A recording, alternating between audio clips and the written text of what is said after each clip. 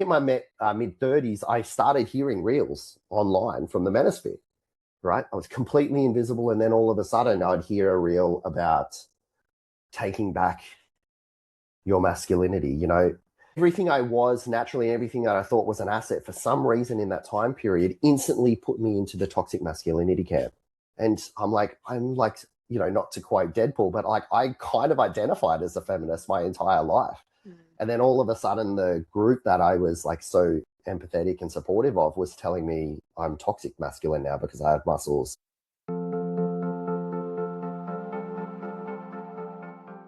Welcome to Deeper Threads. I'm Lara Charles, author of Joy Regardless. Here we explore what lies beneath the surface, in ourselves and in the world, all in service of returning to our wholeness, because wholeness is where real change begins. Let's dive in. One thing I've had to work harder at my own inner journey, and I'm still working on it, is not judging others, especially when those others think, behave, and believe differently to me. I'll be honest, if you'd asked me what I thought about men who follow the voices of the Manosphere, I probably would have rolled my eyes and said a swear word. In other words, I would have judged. And that judgment, I can see now, did nothing except build a wall. But I no longer want to build a wall. I want to understand. The Louis Theroux documentary on Netflix explores the what the Manosphere is. But it didn't address the how and the why. Why do these voices start to appeal to young men? To help me understand, today I sit down with my cousin Patrick.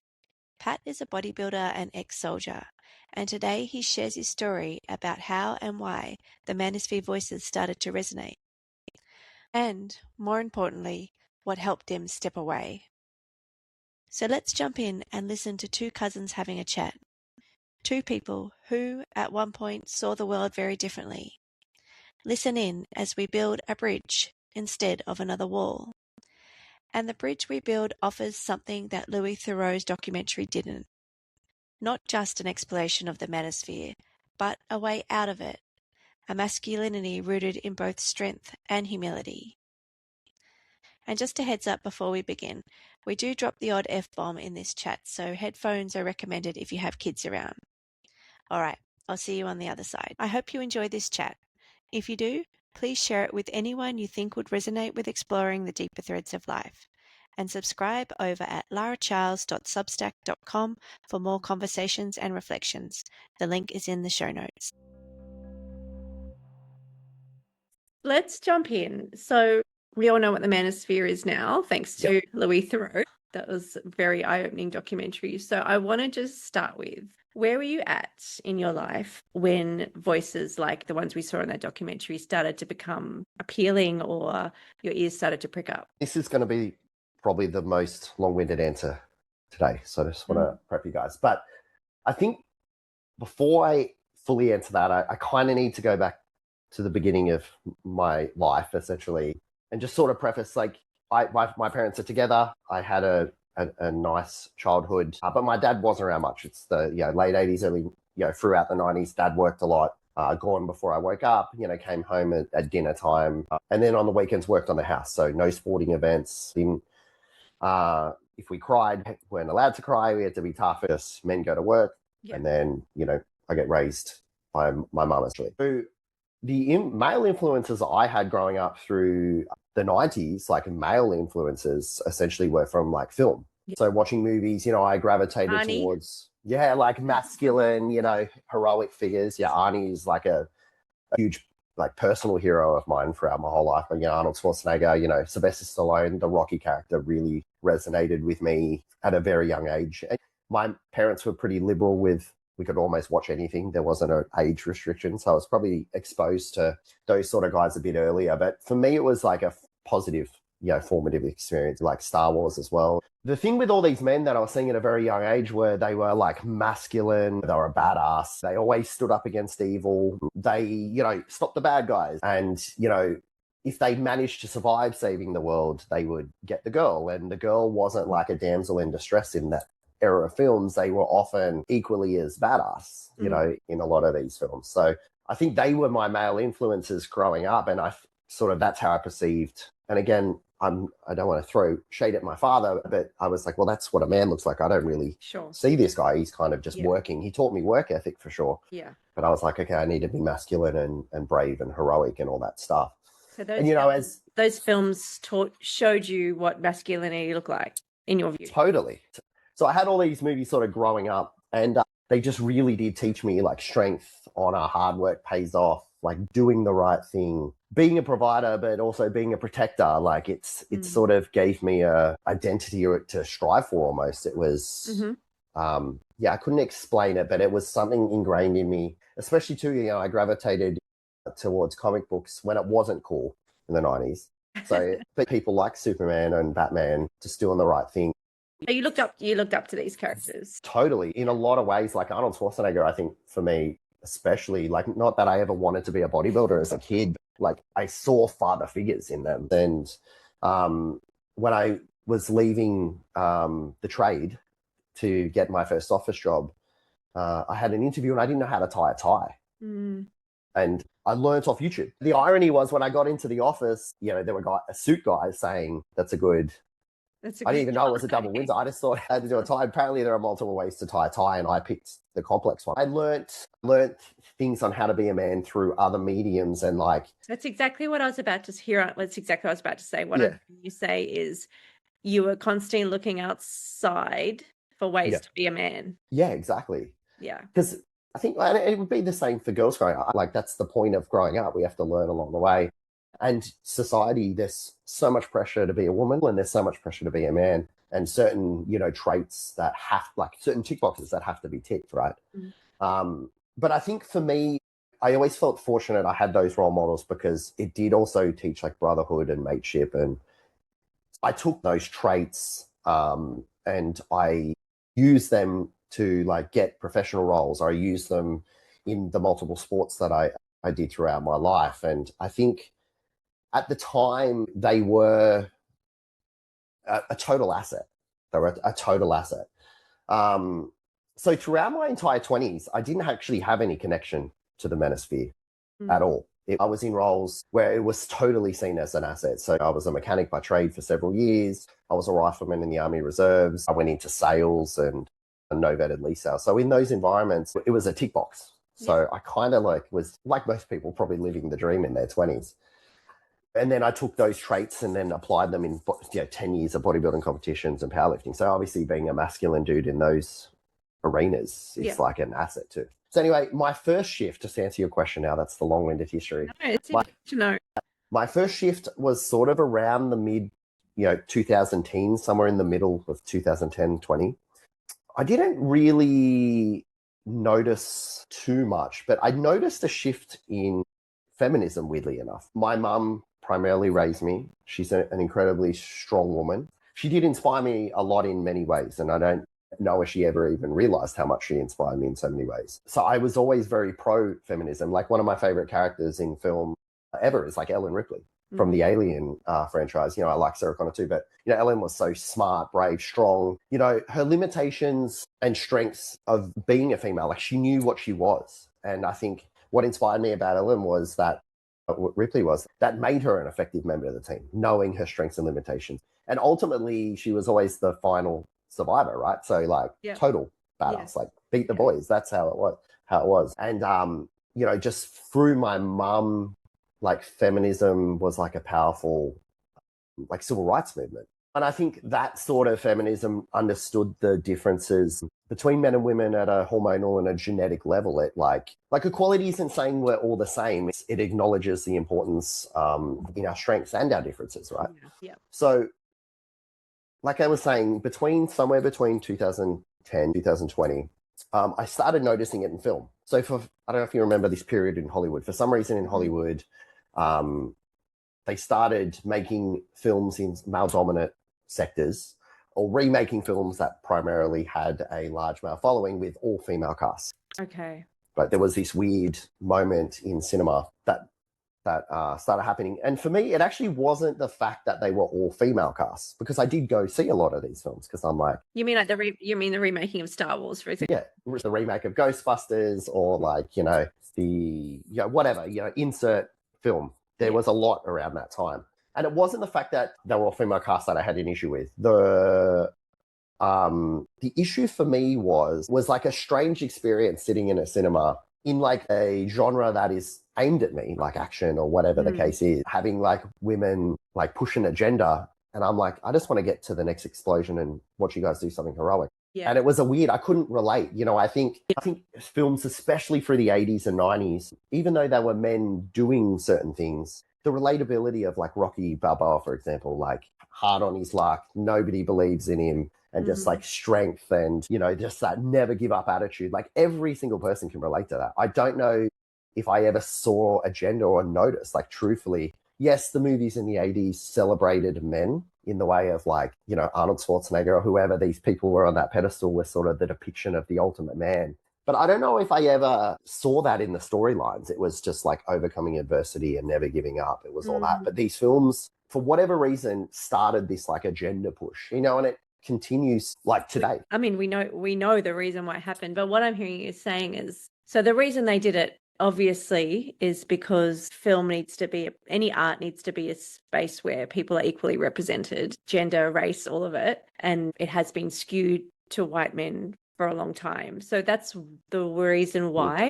But the purposes of this podcast is we're trying to understand what draws men to Manosphere. And what I'm hearing you saying, correct me if I'm wrong, you turn to film for guidance of how to be, and then all of a sudden the films weren't. Yeah, it was kind of my safe space as well. Like it was where I escaped, and they weren't offering you that anymore. And again, it wasn't even the fact, like I'm a consumer, right? It wasn't the fact that the films were bad or whatever. I vote with my wallet. So I was like, okay, these aren't for me. I'm going to continue to enjoy the podcasts and the films and all the other stuff that I enjoy, and I'm not going to do that. I think the biggest thing that came out, it's still happening today, is that men were blamed for these films failing. It's like, well, wait a minute, you didn't make the thing for me. Why are we, like, you know, Bill Burr had a joke recently about nobody watching female sports and then men getting in trouble for not watching the sports. But his whole joke was that you don't watch it either. Yeah. You would rather watch, like, you know, the Kardashians or Real Housewives tear each other down instead of watching these incredible women coming together as a team for a common goal. Like nobody's watching it. But it was this weird shift of, men were to blame that for the failings of it also. So that was kind of the start. I know that was long-winded. I'm sorry. It's like, and, you know, Phil brings it up too, like blame is probably a pathway into the manosphere, right? That's what we're saying. That's where I'll get to. But anyway, that's where it started for me. But here's the thing, like it came at a time of life where I was like, well, I have my old films, but I've got other avenues. I always have comic books. I always have video games. I always have podcasts, because podcasts were sort of taking off then. And, you know, my inspirational sort of figures through fitness and stuff like that. So it didn't bother me, but that's when I did first notice it. Sure. Come up again, though, through the IVF process for me. Yeah. So my wife and I tried for a few years to have children. Wasn't working out. Started the IVF process, which is amazing, life-changing process as well. Right. We were fortunate enough to have two boys out of that process. But a few years into that process, watching my wife go through, you know, hormonal manipulation and like so many upsets and things not, you know, going to plan and setbacks, I gained so much respect for women, more than I ever thought possible, because it was tapping into a space that I was witnessing that I actually could never experience even if I wanted to. Like I understand now when women do say, well, try giving birth, like, and you only have to watch a baby being born to go like, yeah, it's incredible. Yeah. It's a legitimate miracle, right? But in that space, you know, we had that space, we were in that space for almost a decade. What I noticed very quickly was how hard it is to be a support person. I'm not relating this to people who are supporting people through cancer or anything much more severe by any means. But you are the like invisible person. That IVF space, at least at the time when we went through it, there was no supports for the partner at all. Like I had to be stoic and do all the masculine things I was expected to do to support my wife through so much. But when things didn't work out, it was focused on her, and rightfully so. Yeah. Rightfully so. Yeah. Even when we had a significant loss between the two boys, again, rightfully so, significant support for my wife. But I found myself, like, after I finished all my support duties, just like so incredibly drained, but so incredibly invisible. There was no outlet for that. And I didn't even know where to begin or how to talk to it, because a lot of my friends, conceive naturally. Even people in the IVF space, like, it's this weird taboo that at the time I felt like you didn't want to talk about it. I think that was why my wife and I did start talking about it a lot. And that was an incredibly dark place. But then on top of that, I didn't have my certain outlets were already gone. So then there was that. The last 4 years, I work in an all-female environment. I work with some of the most incredible, intelligent, inspiring women you could possibly imagine. It's been great, considering majority of my 20s I worked in very male-dominant environments. So yeah, super amazing experience. I work with the most incredible women ever. However, I did learn very quickly that on bad days, men and women process things very differently. And we operate very differently. Men are very task-orientated. If you get a team of men together, like on a building site, you put that window in today, you do this, you do that. Yeah, got it. Right. We all know our jobs and we perform our tasks. Women are incredibly complex and incredibly smart, and they think through things efficiently, but maybe sometimes overthink whatever. So when things go wrong, I'm being very careful now. I guess like emotions, even our emotions, right? Whether we look at it down at like the estrogen and testosterone level, bring out different emotions, right? So I was finding that there were high emotions, not regularly as well, but that would come up, and it was like widely accepted. But if I had an off day and I feel like I didn't have them often, it was like, oh, scary, or walk on eggshells. And I'm quite a confident guy, but in certain circles, I was noticing in that environment that my confidence was sometimes seen as arrogant or cocky, like the perception of me, which had never happened to me before. My confidence in environments was inspiring, or was what was needed for the job. Not, they had this real negative, aftertaste of like whenever I would do something. And then when I brought it up, certain issues I was having, I felt it was a safe space. I was kind of getting answers like, well, try and be a woman in the corporate space. They weren't really taken seriously. Like it was, which I think hurt me a little more than I expected, because I always took their problem seriously.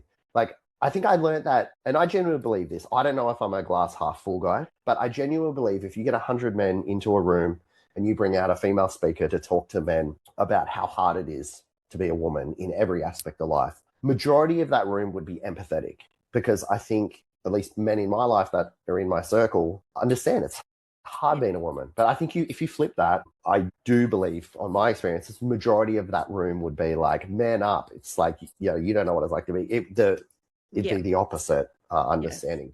And so a lot of that is, I actually think you're correct. And I think, and I've been reflecting about this a lot, I think a lot of it is historical wounding, because Totally. it's like men tapping an old bruise. And where we're leading to is ultimately all these kind of walls you kind of put up in the workforce, in the IVF space, in the film, all of these, I can really see how they're directing you into spaces like Andrew Tate, because you've literally like, where do I turn? And I can see how they've all come about and why they're so necessary to come about. So at the end of this, I want to dig deep in with you about what is the answer then. Totally. I'll answer this question now, and then we can move on to the next. And I promise you we'll go through the other questions fast. But the lasting straw for me was becoming a dad. It was the most amazing experience ever. I love being a dad. I love my boys so much. They're my world. That's amazing. But once you're a dad, you get pushed to the end of the line very quickly, right? Kids come first, which is totally understandable. Then, mum, wife comes next, and she'll give herself whatever she's got left at the end of the day. She'll try and, go into survival mode and give herself. And then I will come along, and then there's nothing left. So like, it is a weird space. So by the time I hit my mid 30s, I was totally invisible. I learned men's problems don't matter in this world. Everyone else's, and we live in a society, and again, rightfully so. I'm not saying like the LGBT community and their fight isn't important. I'm not saying the feminist fight is important, but there's so many fights happening at once. Hetero men were moved down. I think even, people with disability were pushed down the bench essentially because of all these other fights happening, all super important. But, it's kind of like boarding a plane, they'll call women and children first, and then they'll call people with disability, and then we'll get cats and dogs and everyone on the plane. And if there are any hetero men left, if you can find a seat, you can get on the plane. That's how I was feeling at the time of society, right? Yeah. And, then profiling and all that other stuff. I look a certain way in certain parts of Sydney where I work.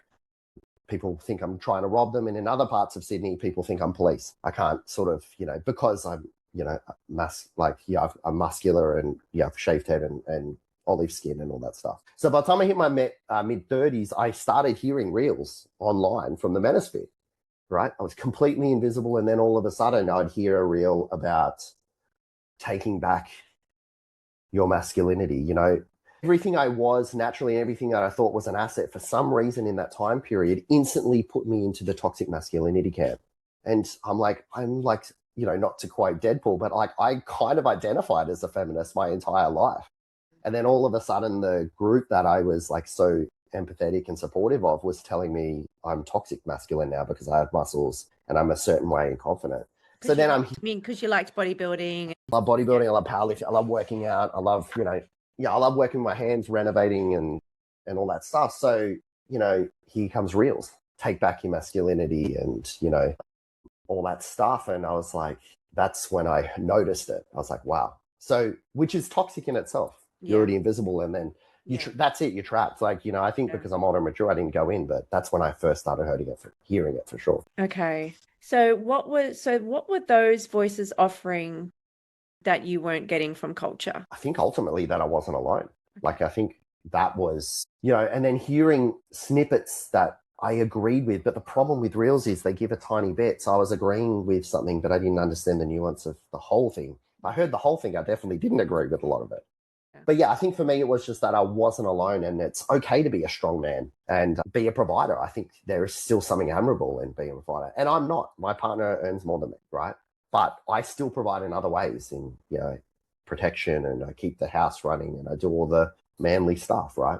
I think when I first started hearing it, the best way I can sort of analogy I can explain the not being alone is I was like in this completely dark room, pitch black, and somebody peels a curtain a little bit. There's a tiny bit of light coming through. I think that's you've just nailed the problem, this loneliness crisis and the answer is in our palm. Yeah, literally. And the thing I think, I know we'll talk about it later potentially, but like with kids, a film for me was 90 minutes. A podcast is an hour, 7, 8, 9 hours a day, follows you everywhere. Yeah. Yeah.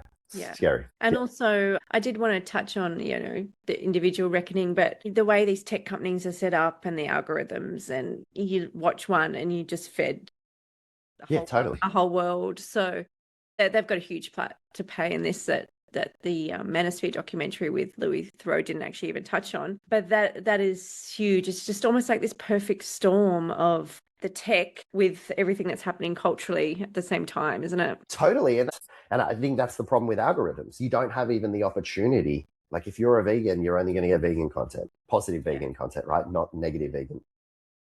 It's the exact thing that leads to the immense polarization we have in the world right now. Yeah, everything. Exactly. Left, right, men, women, race, it's in every sphere. I wanted to touch on historically, we talk a lot about, and feminism is all about how patriarchy has impacted women, and it has immensely. Yep. But also, so of course it's impacted men. This whole I just want to touch back on when you were a kid and this whole don't cry, man up, be strong, that kind of armoring. How do you think that's played a role in the Manosphere forming, or you being attracted to that in the first place? Is it just offering you what's familiar, like this whole being a man is being strong and being tough and providing, and that's the story our culture's told for many, many, many, many hundreds of years. So was it the familiarity? I'm not saying the story is right or wrong, but was it the familiarity that actually was like, yes, that's what I'm missing? Was it that old story that they're just replaying that felt familiar and therefore it felt safe? Yeah, I agree. There are some things that did feel safe. Like I think patriarchy for me was just as harmful for men than it was for women. I mentioned earlier that men's problems don't matter is how I felt. So like when you have to spend the majority of time sort of being successful, being a provider, being stoic or whatever it is, that's a lot of pressure. Yeah. And when you aren't those things in a patriarchal relationship, you're not seen as a man. You're instantly out of that club too. So like men will exclude other men if they're not in that space. Women will exclude men if they're in that camp. When I used to hear things in my upbringing, every man's heard this, right? Happy wife, happy life. I think there's a lot of value in that statement for sure, and a lot of truth in that statement. But what I saw growing up with that statement was that when my mother was upset, my dad would say whatever it took to make her happy. There was no accountability there.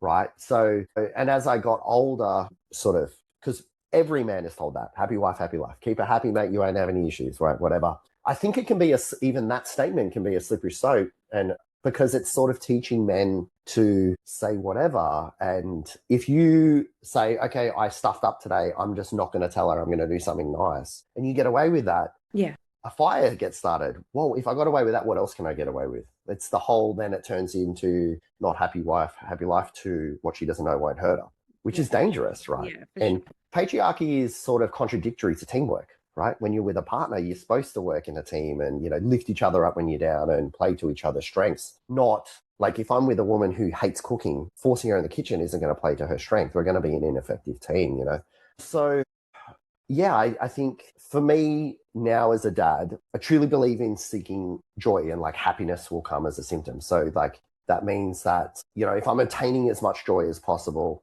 my wife is ultimately happy and I'm happy and my children are happy. I don't know if I'm answering your question, so I apologize, but I don't really identify with that patriarchal system. And I think the stuff I learned from my heroes, like, I don't know if they did either. I don't remember if there was a kitchen scene in any of those movies where it showcased that. I think that it's a system that narrowly defines people. Arnold Schwarzenegger is in the box of strongman hero, and women were in the box of home provider. And that's obviously what we learned from that documentary with Louis Theroux, is that's what the Manosphere is advocating for, women back in that box. So I think it's almost like a web that's entangled every single aspect of our lives and of culture. But the answer to it, I think, is something that you touched on, and I really want to dive into that next, is, when you said just saying whatever to make her happy, but actually lacking the accountability. That, I think, if we can dive into that, at some point in your journey, you did the same thing. You stopped looking at the Manosphere reels and you decided to turn inwards and do the therapy and do self-reflection and accountability and all the things that we're never taught to do. So I want to touch on what was it that made you actually just go, no, I'm not going to seek any more of those voices. I'm going to turn within. And then I want to unpack how that's actually reframed and redefined your definition of strength and love and everything. This is the hard question. But to be honest, it was a build up. I think, every single person has a trauma bucket. Our buckets are different sizes. And I think when we have stress and adversities, a drop gets put into that bucket. And, as we get older with more stress and hardships, it turns into a trickle and eventually the bucket will overflow. And I think for me last year, it did. It just overflowed it for whatever reason. My relationship was completely in the toilet. And I think it had... Every couple has been there. Yeah. And actually, it's really important to get there because it's always the birthplace of something better. Yeah, so, rock bottom is a good thing if you can make it through it, for sure. If you can make it through it, for sure. Yeah, and so my relationship was on a downhill trajectory. My kids, I was going to lose my kids, my house, everything that I had worked for, or that the system had told me I needed to obtain by this age, and everything was going to be good. I got here and it wasn't. Like, nothing was good. I was miserable. I had no outlets. Like, all my outlets were gone. And, I'm a huge believer in the mental health space because I worked with veterans for 6 years and I was promoting that to get those guys the mental health support that they needed. But I think the ignorance for me was that I was like, I don't need it. I'm fine. Yeah, I'm tough. And everything that the hard work and my toughness that got me through my youth can get me through anything. That's how I'm just going to do it. But what had happened was I was just spiraling. Things that I'd used to fob off were like pretty serious issues. And, I was my eldest was like crying when I would make his mother cry, like in arguments and stuff. And, there was even a moment where I was mad at that because we would have an argument, it would be heated. And then I would constantly look like a bad guy in these fights. And just seeing my eldest devastated, I think was the thing. Ultimately, my children was that. I didn't give a shit, pardon the French, about house and all that can be reobtained. And, I wanted to be better for my partner, whether we were staying together or not. But I think for the first time ever, I couldn't control my testosterone response and I couldn't control my traumatic response. It was dark, right? So then when I went to therapy, I finally, I'll use man up. I finally manned up in the modern sense and went to therapy. And So was it kind of, Pat, like, was it kind of nothing else is giving me the answers I need? I need a totally different approach. That you're at that point. I was so low, not that I was suicidal, but I either was going to lose everything and I couldn't see a way out of it. Even for myself, I couldn't see how I could even just get my identity back. It was that dark. Like everything suffered. My professional performance suffered, my training suffered, like every aspect of my life was on fire. So yeah, that's when I was like, I'll probably mention it later again to drive any point home, but like you don't experience life, you experience the life you create for yourself. I've been very aware of that through family and friends' choices, learning vicariously. And I knew at that point I was either essentially going to lose everything or I have to have one last go, was it, because I was going to lose it all.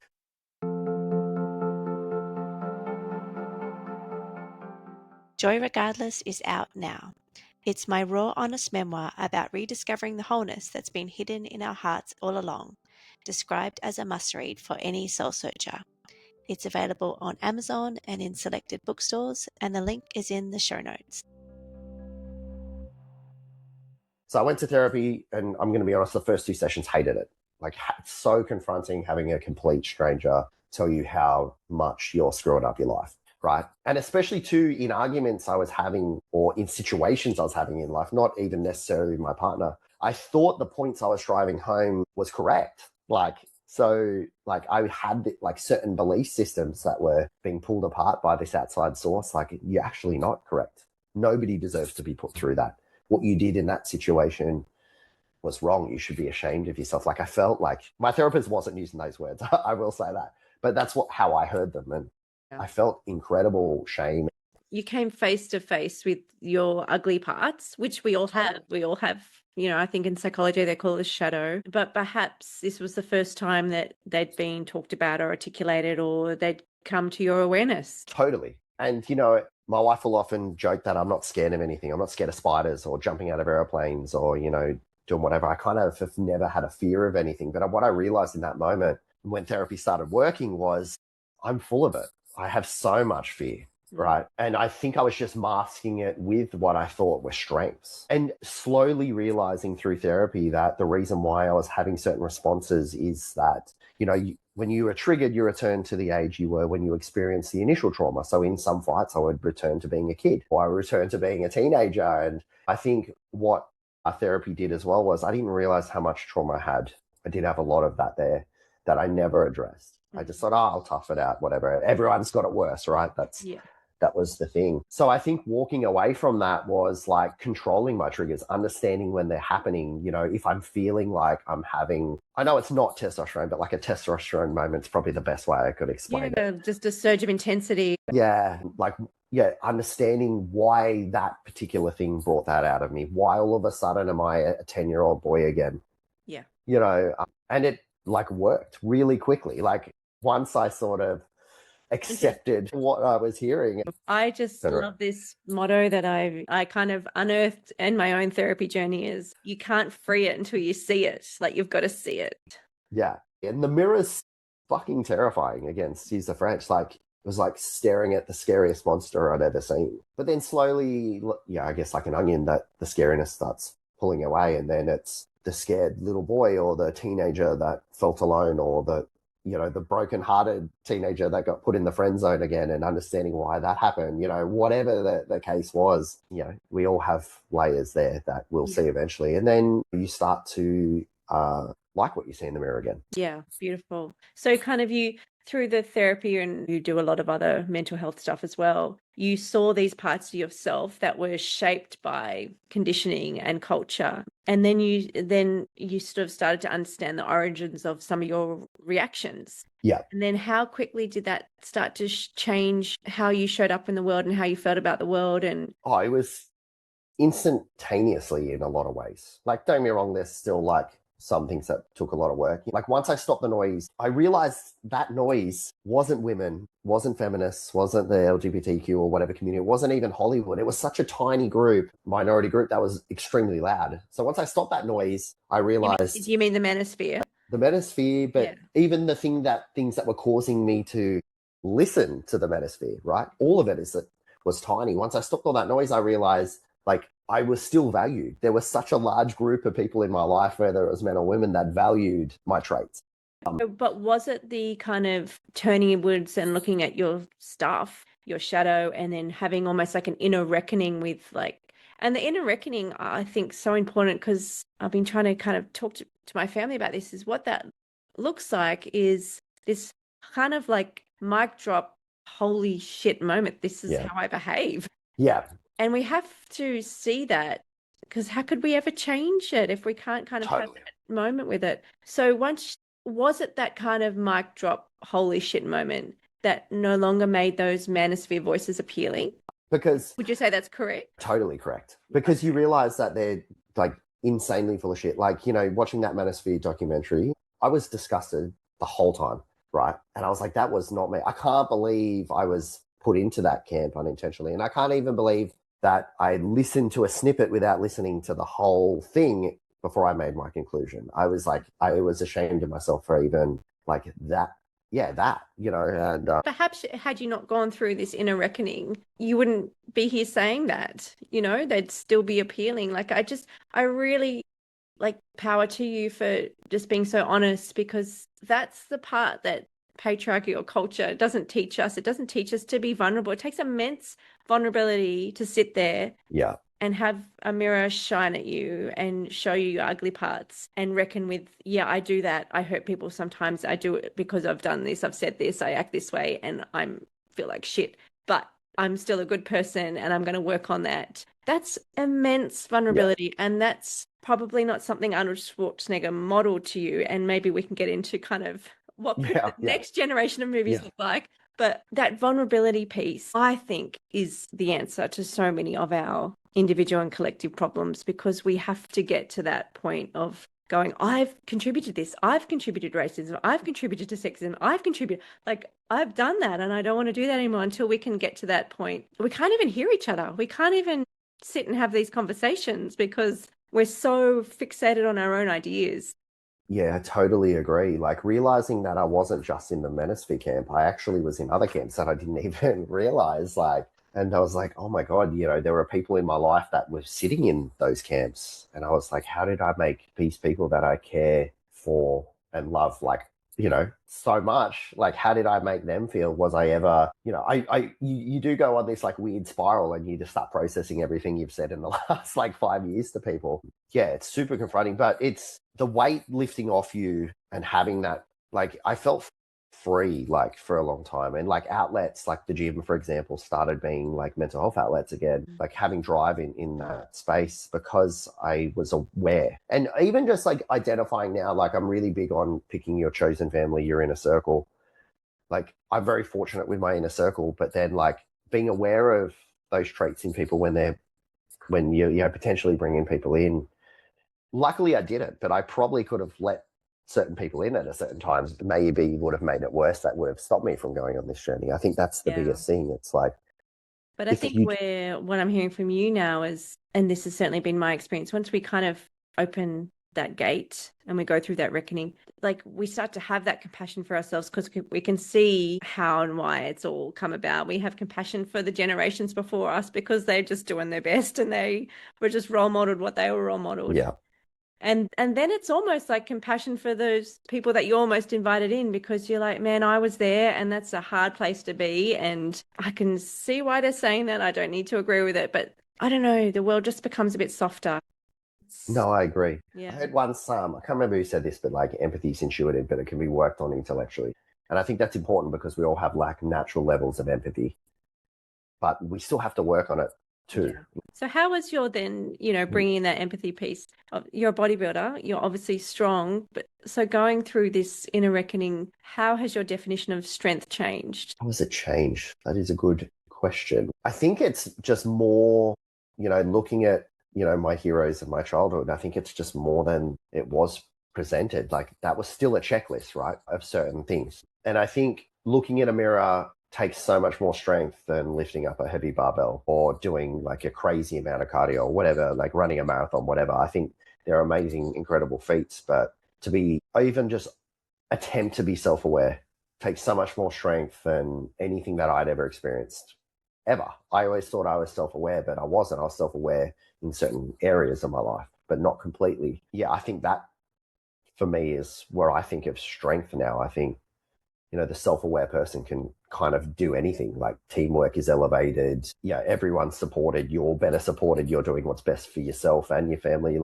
Looking after yourself makes you a better parent. Knowing, even just understanding, knowing everyone's trauma is different.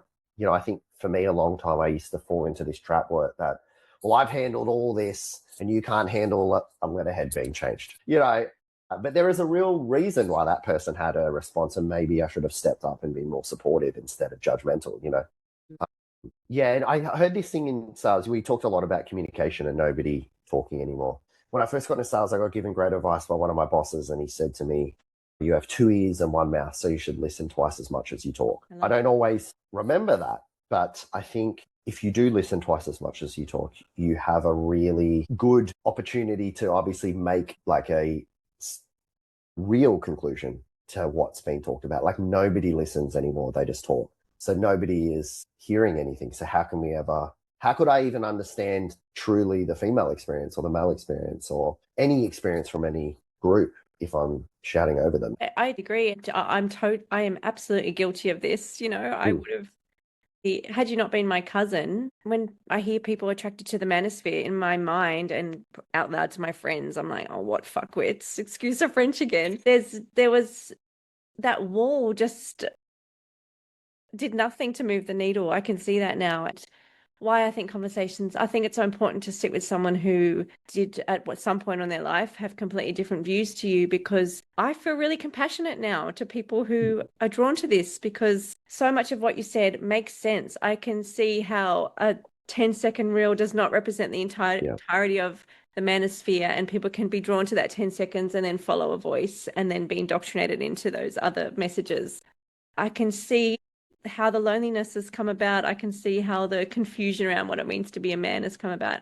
And all of it has been necessary because, I have daughters and sons, so I want my daughters to feel empowered to be the star of Star Wars. Yeah. And I also want my sons to feel that they have a place in it all as well, and they're not blamed for whatever they're blamed for. So I can see how everything that's happened has happened because it's needed to happen. And I think, well, what do you think the answer? Like, how would you rewrite the script for Arnie now? Because we've talked about how for you, the inner reckoning was such an important part. It opened up your vulnerability and opened up you up to compassion. And also we've talked a little bit about, maybe we can touch on this, how the tech companies have got a huge part to play in the algorithms and how they're not regulated. And so it's almost like we need this kind of inner and outer change to. Yeah. So how would, for a young boy, how do we help them find a healthier path? Yeah, I mean, as a father of 2 boys, to be honest, that question still terrifies me every day. I think, how would I rewrite the films and stuff? I think showing men still capable and still performing at our highest on the genetic level, right? And understanding that is a good thing, but also pointing out the flaws of that, I think, is more, because you never saw the flaws, Yeah. Oh, you're shot, it's just a flesh wound situation. Yeah.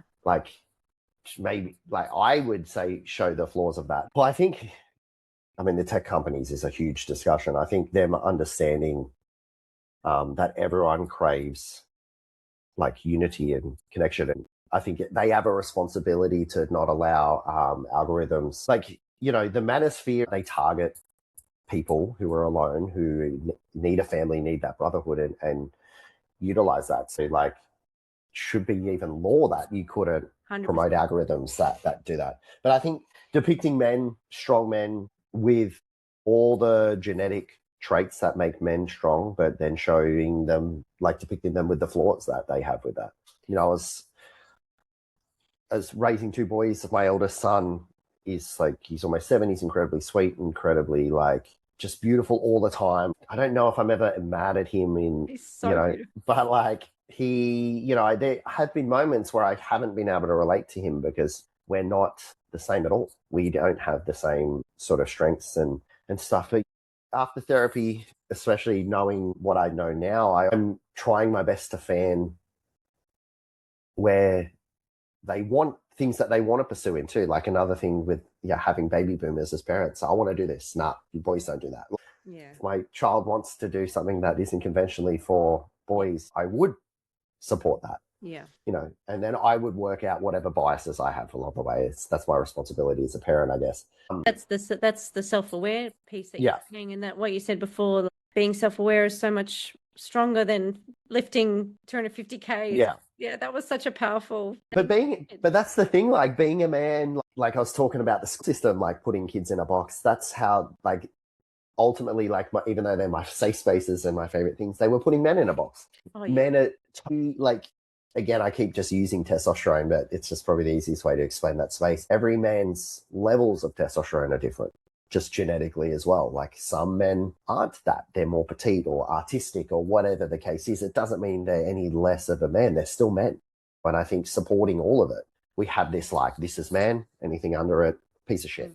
Or whatever the case is, and I think just like celebrating men in all shapes and sizes. And I know I give like giving long-winded stuff, but a podcaster that I really like and relate to is a Jocko Willink. He's a Navy SEAL, ex-Navy SEAL, and he has this bit about work works. And I think ultimately, like throughout my whole life, I have no natural talents. I have no natural like IQ. I have no natural strength, like even natural like genetic ability to gain muscle or do whatever. But work works. Like it didn't matter that I didn't have any of that. Like I just worked and then I became something else. So I think like with my boys or with young guys out there, like knowing that work works, I guess it sounds so corny. You're not alone. And if you work hard enough, you can be whoever you want to be. I'm not necessarily saying that. Like you're definitely not alone. I'm saying that, but I'm not saying that if you work real hard, you can be whatever you want to be, but you can change your life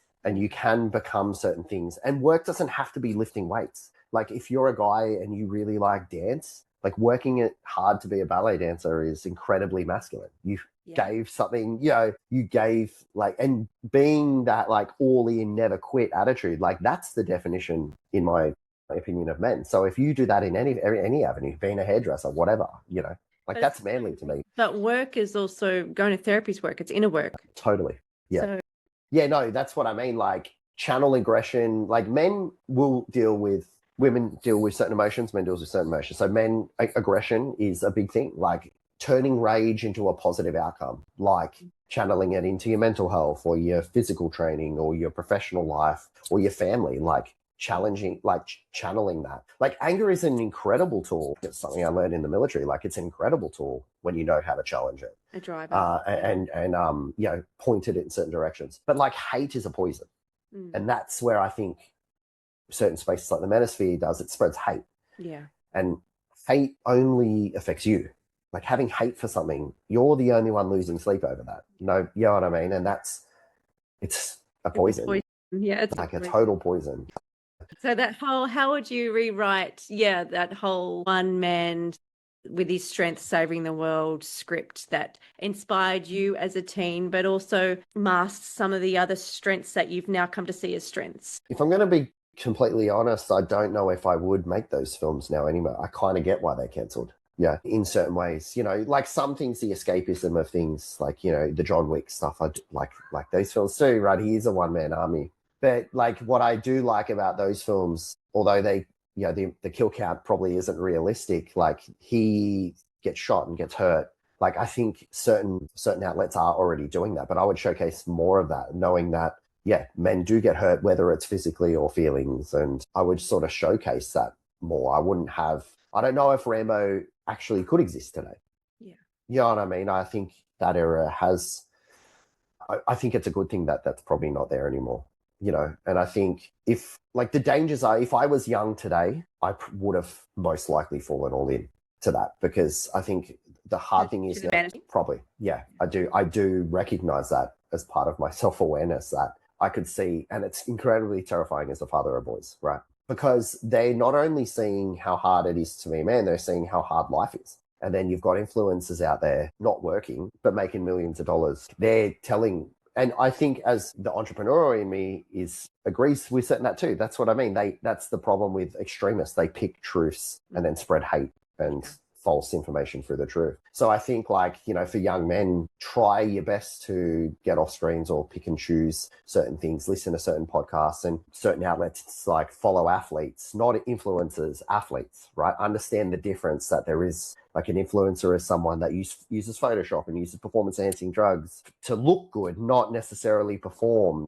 Well, I tell you how I would rewrite the script, and I'd love you to jump in and see what you think. You know, we've kind of had that period of just the Arnies and the Rambos, and then we went to that period of, was it Ray, the female star of... Which I do like. Yeah. I do love Ray. For everyone watching, I do love Ray. Yeah. But Luke Skywalker and Anakin Skywalker had this giant journey. Ray touches the lightsaber and all of a sudden she's the best to ever live. Yes. That was the problem. It wasn't that she was female. I would have hated if a guy did that, for the record. But yeah, I get what you're saying. Yeah. So we've kind of, rightly so, we've had to kind of come through. We're not even getting onto race. We're just talking about gender. That's another podcast that I want to do. So, you know, one film set isolated sort of diminish women, and then the next phase diminish men in a way. So maybe the third phase is about the heroes actually making mistakes and acknowledging that they got it wrong and taking some accountability and listening to voices that are different to theirs and going, actually, you're right, let's do it this way. So it's not about having this one hero. It's about acknowledging when we've got things wrong and being able to hear people to move forward in a different direction. I don't know. I just feel like if we go extreme in any way, someone is going to be diminished. No, that's fact. Somebody's going to be left on the bench upset. Yeah. And that's the very thing that's given rise to the Manosphere. And that's a very toxic place. It's also the very thing that, and this is really hard for me to say because I consider myself a feminist, it's also the very thing that's given rise to feminism. And some of it's been so necessary and some of it is toxic. So maybe we've already talked about this, and you know, we've both got sons. So what do we say to them? How do they be in the world? I think it's just like the support of making sure that they, like, telling someone they're not alone is one thing, but showing up for people is another, making them know that they're not alone. I think just being there for them, and then discuss the benefits of having good people in your life and following like creators, content creators. So I think there's a large part of the internet that's incredible. There are content creators that are actually out there creating something amazing and contributing to society, right? So I think like just telling your children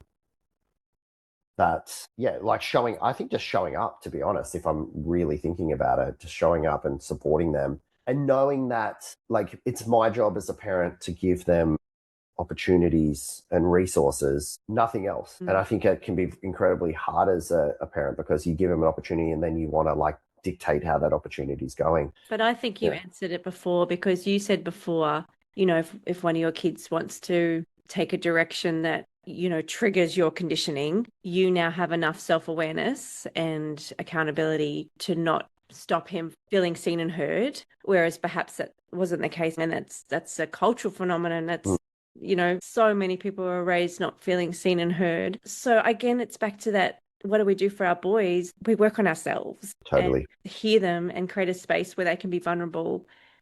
And that means we first have to learn how to be vulnerable ourselves. Yeah. And just teaching accountability of that. Yeah. Like having accountable humans, like the world would change if everyone was, that like it's huge. Now like recognizing now that I am more self-aware, there are certain spaces that I looked to that was girly in the past that I realized the same attributes that I have that I took into bodybuilding or my professional career or powerlifting or whatever the case is, they have the exact same traits. Like people, you're only successful with those things. Like, so that's why fanning the attributes more so than the action they're undertaking is like the most important thing. Okay, so you mean like encouraging hard work and perseverance rather than the avenue? Yeah, like discipline for me isn't like, oh, I'm a disciplined person. It's showing up every day, even when I don't want to. Yeah. Learning how to be bored. I think the one thing I try on my kids is every now and then, if I can be bothered for the fight, I want them to be bored. Like nobody's bored anymore. But boredom for me when I was younger, or even now as an adult, is when I have my best ideas. Yeah. Right. Yeah. I don't know. Yeah. And that is challenging the status quo, and that is how if we talked about patriarchy being this web is linked to everything, like the tech companies and capitalism and all this sort of stuff. When we challenge the status quo and go against that, which is like saying no to our kids and letting them be bored, doing the inner work, rejecting spaces that are normalized, we are creating a new world where it doesn't feel like much because it's so small. It's just our own micro world. But I mean, how else can it change if it's not first in our own homes? Yeah. Well, that's the thing. I think like even when you look at entrepreneurs starting a business, like now especially, the most successful businesses are small ones, right? Like I think we all dream big. Yeah. And I think it's the same with like a change. Yeah. It has to start small, and it has to start. There's no point forcing the world to change with you when you haven't even done that in your own home yet. You know what I mean? You have to really walk the walk. Like relatability is so much more important than accolades. People are drawn to relatability, but you can't be relatable if you're not already walking that walk to start that change. And that's actually, so it's parenting, is walking the walk, isn't it? Yeah. No matter what we say, it's just they model what we do. So I just wanted to be clear for people listening who are still like, well, what do I do with my 13-year-old son? I think what I've heard from you is all those things that you were saying, like your testosterone surges and you might have yelled at your wife or had to yell like your son was crying. We all do that. And that is our internalized cultural conditioning that meant we couldn't be vulnerable or sad, and we have this anger and there's no outlet for it. So the therapy and the inner work and the self-reflection gives you tools to manage your own emotions. Yeah. And what I got from that Manosphere documentary is that all those men that were featured in that, they all had upbringings where their kind of vulnerable self was totally shut down. And fathers weren't present. And I think that the importance of positive male role models is, especially in formative years, is something that is overlooked. And don't be wrong, credit to the single mums out there. This isn't a knock in that space at all, right? And a positive role model doesn't have to be a father, right? I think that's the importance of that in boys, and multiple of them. I think putting all your eggs in one basket isn't the answer either. If the governments won't regulate the tech companies, we as parents have to put regulations in our own homes. So we have to limit their exposure, have controls on tech use and all that sort of stuff, which we do and we will keep doing. So that I think that's definitely like, it's kind of the inner and the outer, and the role models, I think it's really recognizing, and I've got daughters and Phil with our sons, their role models aren't necessarily going to be us. So we can do what we can in our own lives to show up as the best version of ourselves, and also expose our kids to healthy role models. So it's kind of regulation, either, rules that we set ourselves, showing up as the best version of ourselves. So modeling accountability, modeling self-awareness, calling them out when they're acting entitled and not showing accountability or remorse. All the things that we just, also giving them a safe space to cry and grieve and be angry, and all the thing that teaches us that vulnerability is actually a power and it's not something that we should ignore. No, I agree with literally everything you said. And I think if I'm going to add anything, especially for anyone listening that has like, in your situation, you're about to have like a teen boy in the house. One, I think as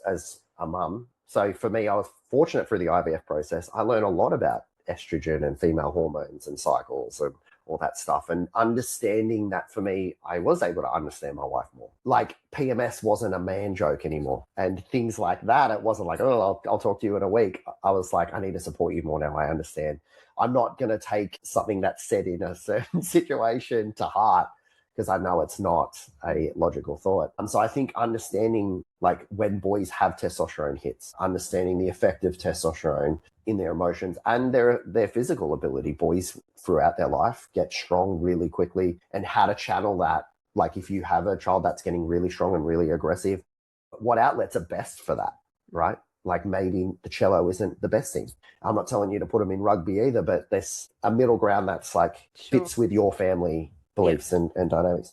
But then I think we don't give enough credit. And again, being a former teenage boy, we are incredibly stupid and we're going to make mistakes because boys and men learn through mistakes. You got to remember that. Little girls are naturally cautious and they naturally learn through the study of something. Boys typically don't. They jump headfirst in, and you're about to experience the most WTF mistakes ever over the next couple of years with your son. But I think knowing that, I think what happens is they don't give boys enough credit and they're actually still smarter than they are as well. So like with influencers, for example, if they're sat on an influencer, showing them the reality of being an influencer. Like the reason why in fitness influencers became a thing was because to be a successful athlete, it's incredibly hard. It's a life choice. You give everything to a certain sport, right? But when influencers came along, they're like, well, I can just be fit and take photos at the beach and I'm going to make millions of dollars. At the beginning, that was true when it wasn't saturated, but now everyone wants to do that. And we heard in that Manosphere documentary, one of those fucking Muppets, I can't remember which one, said he'd been streaming for 7 hours, but he doesn't work. That's work. Like you have to understand that these young boys have to understand they're not just getting chicks and partying all day. They're most likely working 16 hours, 17 hours a day. So if you had that, if those guys, even like I used to watch shows like Narcos and stuff. I'm like, some of these guys are so intelligent. If they just channeled that work ethic and intelligence into something positive, the world would be a better place. So channeling that work ethic into investing, building their own brand of whatever it is, you're going to be as successful. And anything gained quickly, you lose quickly. So that's why they're drawn to that lifestyle. They feel like all this money's gained quickly. But like athletes or like celebrities, they're the 1% of us. Everyone else is earning $13 a month from their side hustle, or whatever the case is. You know what I mean? It's it's I think yeah. So I think also being realistic with them and not being scared about having those conversations and talking to them about anything. Obviously, with some age appropriate filters, but showing them the reality of things. These influencers are full of shit. They work 7 days a week, 14-hour days. What you're seeing them partying, it wouldn't surprise me if they quickly go to the club, get 30 minutes of content, and then they're back home. You know what I mean? Whether it's the Manosphere or other influencers, Yeah, it's totally a facade. And also, I've just been trying to think about, it's people think that you have the car, or I'm just thinking about that documentary and how it applies to my children. People think, if I have the car, or I have the wealth, or I have the good body, or the good clothes, that's what makes people like we're not actually seeking the car, we're seeking the admiration. Totally. So it's I'm trying to work out, how do I show them that admiration is never actually through the car? Because people never, when I see someone drive past in a Lamborghini, not that we ever do many times, but I'm never looking at the person driving. Looking at the car, right? Yeah. You just kind of look at the car, go, that's a nice car. So it's not the car. It's it's the admiration. So we get admiration by being a humble, good person in the world. No, totally. I'm going to tell you the joke of my life. So this is the joke of my life. When I first got into weight training, it was to get into the army. I was a little bit lighter and I needed to put on a bit of weight. And then I really enjoyed that push and work ethic. But, I was really young. It's I think I started lifting weights at 15, but I got really serious around 18. And there were moments where I thought, when I have the abs and the muscles, I'm going to get all the girls. And as you know, I'm a car guy. I'm a mechanic by trade. I still have a Nissan Sky in the garage. That's going to mean nothing to anyone listening. But I also thought that with the cars, if I have a nice car, I'm going to get the girls. So I'm going to be jacked and have this great body, and I'm going to have this nice car, and girls are going to love it. But what I found out very quickly was all I got was male attention, right? Guys wanted to know how I got muscly. Guys wanted to know about the car. And as I matured, I realized, like what you were saying, it had nothing to do with the end result. Like even with my bodybuilding and powerlifting successes, the trophy meant I got it and it meant nothing to me. And it was who I became on the journey. And it meant nothing, the admiration from the guys I got, and that no women gave a crap. If anything, women were more self-conscious that I was fit. Yeah. Like, you know, More cautious maybe. Yeah. Well, yeah, like the cars, like it meant nothing to women. Last point, if you meet a woman where that's important to her, she's probably not the woman you want to take home to meet mum anyway. Right? Yeah. That's, well, that might lead me to my final question, which the podcast is called Deeper Thread. So I like to end with, so is there a deeper truth or a deeper insight that you've come to see through this whole big journey you've been on that you know is true now, that may not be known to others, especially men and young men listening, and sharing that deeper thread or deeper truth might give people a bit more clarity or help them steer in a different course? I think if I had learned anything or can take anything away from my darkest moments, like knowing that I'm not ever truly alone and that I'm not invisible. Like nobody is invisible. Doesn't matter if like that is your feeling. Like you're not, you're just not. There are people around you that care and love you, you know. And I think learning from your failures, like success is like walking on a tightrope, and the fear of falling is incredibly scary. And sometimes you fall and it's really awful and stuff. But when you learn from your mistakes, which is what mistakes are for, eventually you realize that the tightrope's only a couple of feet off the ground. So like, I think like remembering that, yes, you've fallen and you're in a really dark place, it actually isn't as high to climb back up. You know what I mean? And knowing that, yeah, you're not alone and have people that are willing to support you, even though you think they're busy and they don't have time for it. Like ask. I think if you are going to take anything away from this podcast, and I understand there is a component of this audience that possibly thinks I'm an idiot. But, I think find your chosen family is something that I can definitely say was a success in my life. Surround yourself with people that you are inspired by. If you want to run faster, run with people that are faster. I think try your best to listen to both sides before making a decision, and know that listening to both sides is probably the hardest thing you'll do that day. You're not perfect. Know that. Nothing is perfect. I think just chase progression. Like, don't chase perfection. It's a waste of time and you're never going to get there. You're only going to be disappointed.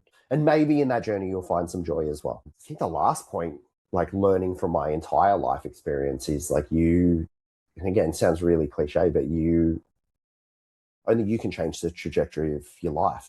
You can't wait for somebody to change it for you. You can't wait for the right time. I think, if you're at a point where you're fed up with being fed up, like only you can change that. What I'm actually hearing you say, the deeper thread that's emerged for you and actually made you feel more whole, is humility. Totally. Yeah. I'm not the Terminator. You're not the Terminator. Yeah. Rambo or made you more whole and more true, and being able to be so brave to come here and actually share your story to an audience. Probably people like, as I said before, I would have been like, oh, what dickheads are going to be attracted to the Manosphere? But hearing the humanity in it, I just have so much more compassion, and you know how much I love you anyway, but humility is such a beautiful, fundamental human trait that we just never revere as a culture. And that's certainly what those men and the women in that documentary were missing. Totally. Yeah. And it sounds like it's the thing that's brought you back to life. Exactly. And it's our foundation ultimately. I think I do hope this is a phase, and I think that will be the thing that ends it. Right? I think it is humility that will end the Manosphere or whatever, extremist ideology that's floating around online now. I think history, we live in a super scary world. History is kind of repeating itself, and it's a shame that, people are so deaf and not looking at certain parts of our history thinking, we've done this before, and what got us out of a lot of events was humility. Yeah.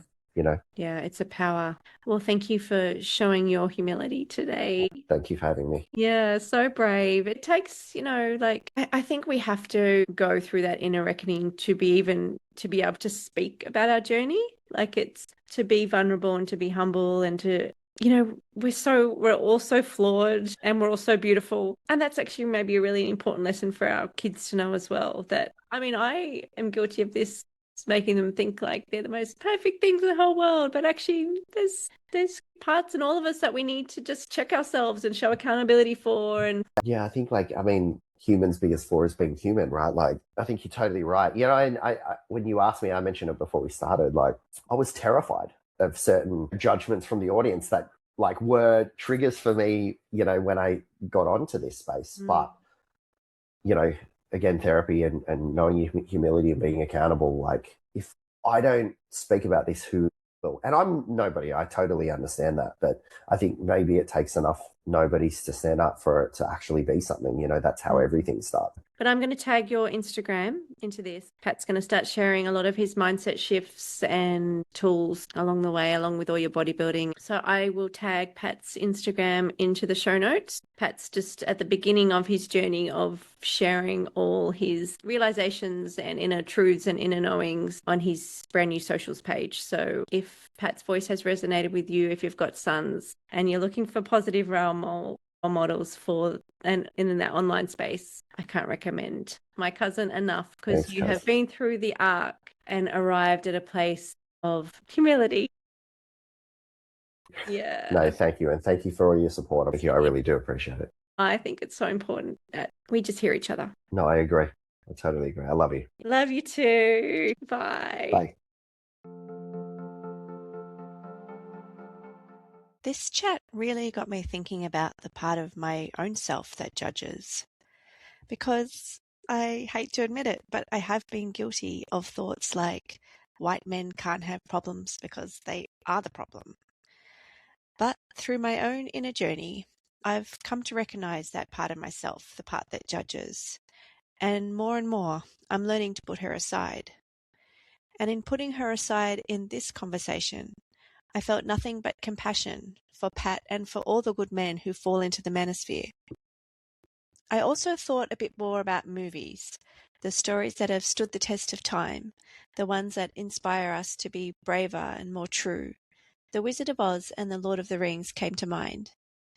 And when you look closely at the main characters in those stories, the thing that made them the heroes is the very trait we arrived at in this conversation: humility. Dorothy and Frodo had the courage to descend into the deep, dark unknown. They were open enough to listen and be guided by others, and they returned home more true, more alive, and more whole. Pat is on that same journey, as am I, because it takes immense humility to turn towards the parts of ourselves that judges, criticizes, and blames the other. As Pat said in this episode, it takes far more strength to look in the mirror than to lift a dumbbell. And what Dorothy, Frodo, and Pat show us is this: the very thing we're searching for, a sense of wholeness and aliveness, lives on the other side of that journey. Wholeness truly is where real change begins. And that's exactly what my book, Joy Regardless, is about. So how do we help our boys and young men choose a different path, the path of humility? We talked about a few things. We talked about listening twice as much as we speak, supporting our children's unique interests and talents, modeling vulnerability and accountability, limiting exposure to online spaces, exposing our kids to healthy role models, and perhaps most importantly, praising humility. Because humility might just be the very trait that restores our shared humanity. It builds bridges instead of walls. So thank you, Pat, for being so brave and humble in sharing your story. I love you, cuz.